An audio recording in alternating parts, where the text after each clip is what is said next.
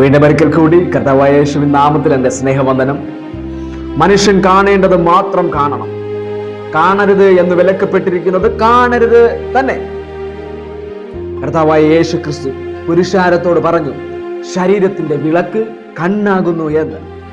കണ്ണ് ചൊവ്വുള്ളതാണ് എങ്കിൽ ശരീരം മുഴുവനും ചൊവ്വുള്ളതായിരിക്കും, പ്രകാശമുള്ളതായിരിക്കും. എന്നെ കേൾക്കുന്ന മാന്യ സ്നേഹിത, ഈ കണ്ണുകൾ, രണ്ട് കണ്ണുകൾ നമ്മെ പാപത്തിന്റെ പടുകുഴിയിലേക്ക് കൊണ്ടുപോകുവാനുള്ള സാധ്യതയേറെയാണ്. ഈ സോഷ്യൽ മീഡിയയിലൂടെ എന്നെ കാണുന്ന മാന്യ സ്നേഹിത, സോഷ്യൽ മീഡിയയിലൂടെ നീ പാപം ചെയ്യുന്നുണ്ട് എങ്കിൽ, നിന്റെ കണ്ണുകൾ കൊണ്ട് ശരീരത്തെ മുഴുവനും നീ പാപത്തിന്റെ പടുകുഴിയിലേക്ക് ഇറക്കുന്നുണ്ട് എങ്കിൽ, ഇന്ന് മാനസാന്തരപ്പെടുക. കാണേണ്ടത് മാത്രം കണ്ണുകൾ കൊണ്ട് കാണുക. കാണരുതെന്ന് വിലക്കപ്പെട്ടിരിക്കുന്നത് കാണുവാൻ പാടില്ല.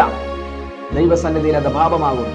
എന്നെ കേൾക്കുന്ന മാന്യ സ്നേഹിത, നമ്മുടെ ശരീരം പ്രകാശമുള്ളതായി തീരണമെങ്കിൽ കണ്ണ് ചൊവ്വുള്ളതിനെ കാണണം. God bless you.